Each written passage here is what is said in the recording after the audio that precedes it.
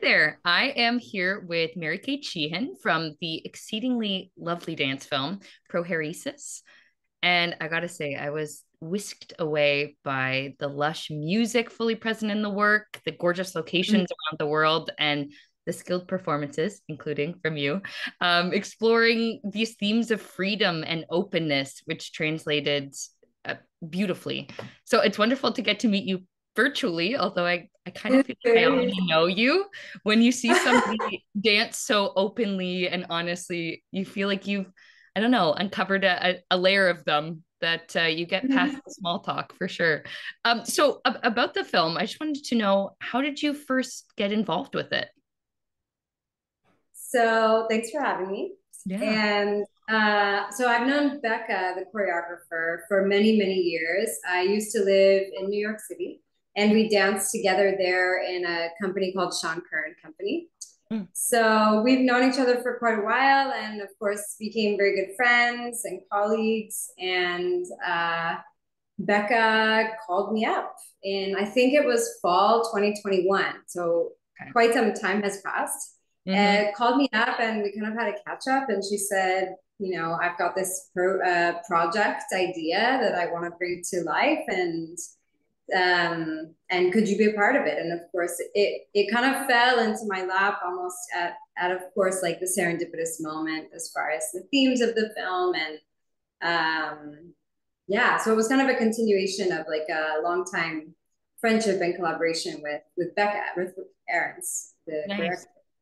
Hmm. That's how some of the best projects come to fruition. It's people who speak the same language, just that trust, that love there. And I think some of the work comes out from that. Yeah, there did feel like a real intimacy to the work too. That I was like, oh, Mm-hmm. I feel like there must be some connection there. So in Which terms of is super, so I want to put that in, which is super yeah, interesting because we made it in 4 different countries in 5 different cities. So it's interesting that that intimacy still like reads into, yeah. a digital product. Yeah. So for all the dancers, were you all part of that company before? No. So the other two dancers I've never met. They're friends of Becca's that I've heard stories about because she would tell me about her friends, but we've actually never all met in person. I've never met the musicians in person. Wow. So it's a really interesting kind of web of Yeah. coming. Mhm. And it's interesting to see how the common themes are a uniter for everybody because for me, it felt like you were all speaking the same language in your art. So Mhm. obviously that was communicated well. And I did want to dive into some of the themes. So we start off with that Mhm. quote, our destiny is not fixed. Choice is not an illusion. So the title is in reference to a work by Epictetus. I think I said that right. Mhm.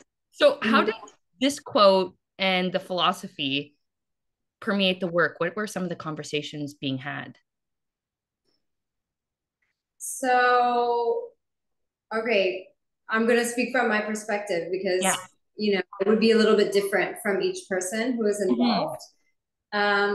So Beck came to us with this quote and with this idea of prohairesis and this philosophy, which is something that she had kind of dug into with her dad some years prior in conversation.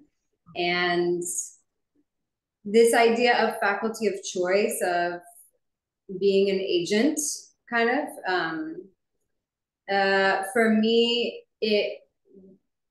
again, I said this project kind of came to me at the right moment because I had just gone through something quite difficult, a loss. And so, again, I was in this seat of like, okay, what do I do? How do I choose to engage with this? How do I choose to move forward? How do I choose to react and to shape my future, shape my next steps forward, coming from this experience, and how does that lead me on?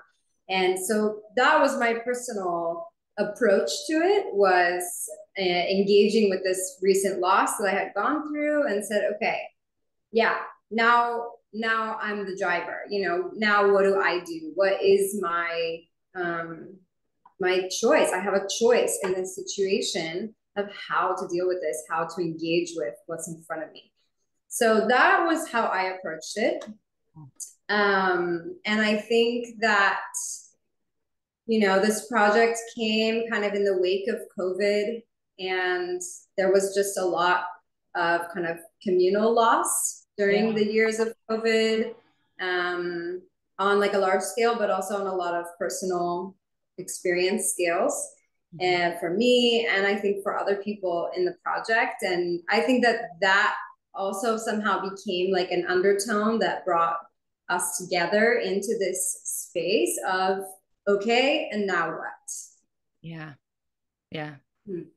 So many layers of resonance. And I think that's what makes work like this so interesting is, of course, each of the dancers are going to have their own life experiences that they imbue on this. It was interesting that there was a real connectivity I felt in some of the themes and in the ways you all approached it. One of my favorite things that you did was when you directly addressed the camera and you're moving towards the camera, eyes right down the barrel, kind of almost holding it. I thought that was a really cool breaking of the fourth wall and taking charge of I'm going to be making my own approach to this. It was neat. Exactly. And I think that there were certain movement things that Becca had specifically asked each of us to do. Okay. So some things we had a lot of freedom, and other things she wanted more specifically. And this was one of them. She wanted, I think, this really direct kind of path through space and this going really into the camera, So again, it's like facing it head on. Yeah. Oh, I love that. Also, so I always wonder when you are first getting a piece and you're creating it, how do you get into the zone? How do you mentally prepare for that moment right before they say action, or you give yourself a self-imposed action? Well, it's really different depending on the project, of course. And so for this one, it does become quite personal and quite the internal space is quite alive. You're having like a dialogue kind of within yourself, and the movement is your vehicle for this response that you want to give. So it's not an easy question to answer, I think, but it challenges you to really kind of go back and think about something again and see how you feel again and reapproach it again. And, when you're learning the choreography or creating the movement, you are in this kind of playful, creative space. And then once you say like, okay, this is kind of what I'm going to do when the camera's rolling, then again, you're kind of like, you can't recreate the same feeling or the same moment or the same movement every time. You're working within a structure, but again, there's a little bit of, live reaction of like, how am I feeling today, the day that the camera's in front of me? And that's different than the day I was in the studio preparing for this moment. And so you bring what you have that day, and the intensity or the softness that you have that day, you bring that into the moment. But definitely for me, there are specific moments in the choreography where I had kind of marked like specific images or feelings or experiences in my head. That is where I really drew the movement into my own experience. And so every time I would kind of use that as a reference point for the starting place, as far as my energetic interpretation. Yeah, it's almost like they're little gas stations that you can kind of gas up or find your space. Interesting. Of course, it's going to be different in every piece, but it's interesting to have to stay hyper present with what you feel that day. It almost connects to the themes a little bit too of you have a choice of how to go through it. Exactly. I found was really lovely about this piece was the music and seeing the actual musicians in the piece playing, where it's not just background sound where sometimes the audience tunes out. They're almost like an active character, bringing us present with the music and their contribution. So do you know What was the significance maybe of the music piece, or why the musicians were featured? Um, Becca could tell you more about the actual choosing of the piece of music. Yeah. Um, I do think that a big component was a female composer, and we were excited about this kind of female-led collaboration, Yeah. and kind of using maybe a piece of music that hasn't really, in my experience, hasn't gotten a lot of light, Mm. but is a very powerful piece of music made by women in the early 20th century, if I remember correctly. Um, and the music is very dynamic. I mean, it's quite dramatic. It has a lot of layers, and so I think that that really speaks to, again, maybe this idea of agency of prohairesis and the faculty of choice, of like stepping up to the plate, kind of, Mm. and not shying away. And the collaboration for the actual project was between Becca, the choreographer, and Nora, who is in charge of the musicians of the Red Riding Hood String Quartet. So they together came up with this idea of the collaboration in the film. So the music and the musicians were a central piece of the project from the very beginning. And again, definitely like a driving voice, just as much as the dancers were. Yeah, I loved that. In terms of when you're actually performing it on the day of, Mhm. obviously you don't have the musicians there. Where are you playing the music? I always wonder. Is it just from like a Nowhere. speaker? Just from nowhere? Wow. Yeah. So Cool. I didn't play music. Maybe some of the other dancers played it Okay. somewhere, like for reference or for atmosphere, but I did it all without the music. In the rehearsal process, Becca had given me some time marks on the music of like, okay, pay attention to this section, this section.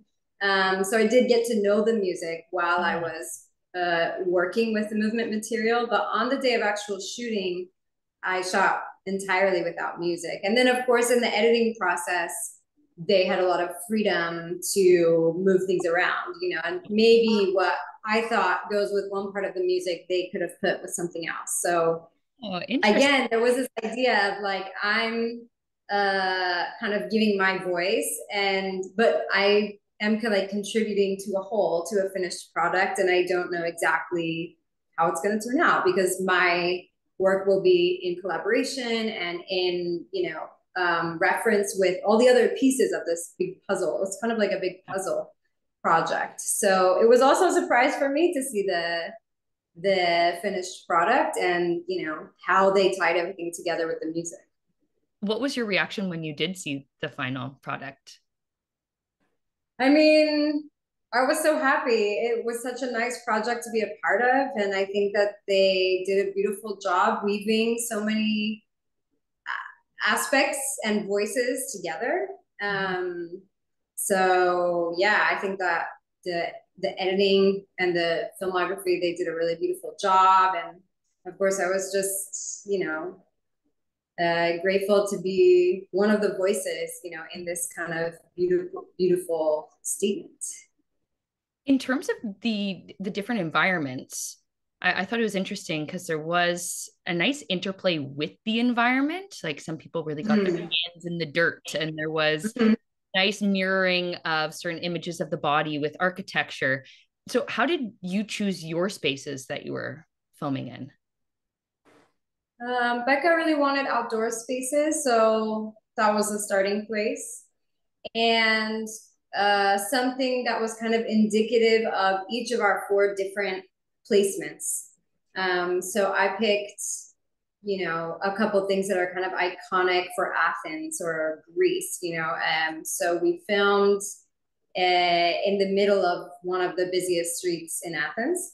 I'm on the kind of cement divide between the lanes of cars, with a really nice street art in the background.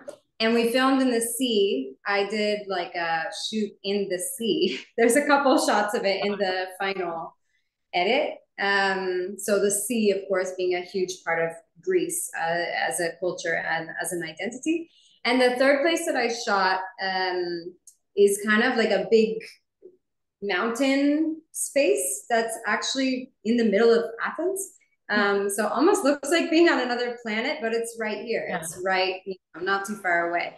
And just the types of plants that grow there, the colors of the rocks, and we got like a nice sunlight there. So Oh yeah, we kind of lunchtime picked golden it. hour. Yeah, so that was a big part of shooting outside is the light and and the light in Greece is also a big part of the place. So that really helped us decide, how can we show a little bit of Greece also in this as compared to New York, as compared to Berlin, and Canada. Yeah, it definitely did entice me that I do need to visit. Absolutely. When you're dancing in these different environments, how does it influence your performance? Is there kind of a back and forth Big time. off each other? Mm-hmm. Yeah. So when I was, kind of thinking back over the project, that's one of the things that I thought about was like, again, you learn movement material, you improvise, you build your kind of work in a studio, which is like a very curated space. You have like a smooth floor, you have nice, surroundings, it's easy to move in. And then we went outside and everything changes, like you have to adapt the movement, maybe certain things that were going to be turns, they can't turn because now I'm dancing on a rock or now I'm dancing underwater. So that was also kind of like a fun game, another element added in. And, when I was thinking about it again, I was like, this is again kind of this Prohairesis of like, how am I going to engage with this? So it's this constant like conversation, negotiation of like what's presented to you and how can you interact with that. I was dancing like, yeah, like rocks under my hands and like, dust everywhere. And then of course, as soon as you go in the water, it's like a whole different ball game as far as balance. And, it's really hard to move your arms through the water instead of like moving your arms in the air. So it gives something, a whole new flavor, a whole new character when you interact with the environments. Very cool. Wow, that's like I'm sure like a dancer's dream, but also nightmare at the same time. Totally. So, I want to know what is next for you in your creative pursuits? Uh, well, I teach here in Athens. I teach dance and yoga quite full time, so that's kind of my like undercurrent. Yeah. Um, and we're going into a new season. It's kind of coming out of summer, going into fall. So looking to find some new collaborations for this year. And I'm also actually in a month going to start a master's degree in dance research. Cool. And I'm going to choose to focus on dance performance for my research. So that is kind of my new exciting venture, a little bit of a risk, but kind of trying to take a new step forward and just reapproach dance in a new way because I've been dancing for all my life and it feels like I need to almost start over, kind of reapproach it, rethink it, rethink about, okay, what have I done up until now and how can I go forward? Yeah, I think that's really important to keep growing and keep challenging yourself. And you can use all of the themes of this work to re-inspire you into this new journey. But you clearly have a lot of history and backstory that you can put into this new education too. So they'll be lucky to have you researching. Thanks. Well, thank you so much for chatting with me today. That was lovely because I always watch a piece and I have so many questions that I want to parse through and dig into. So thanks for answering all of those. And it was lovely to meet you from across the globe. You too. You too. Thank you. Thanks.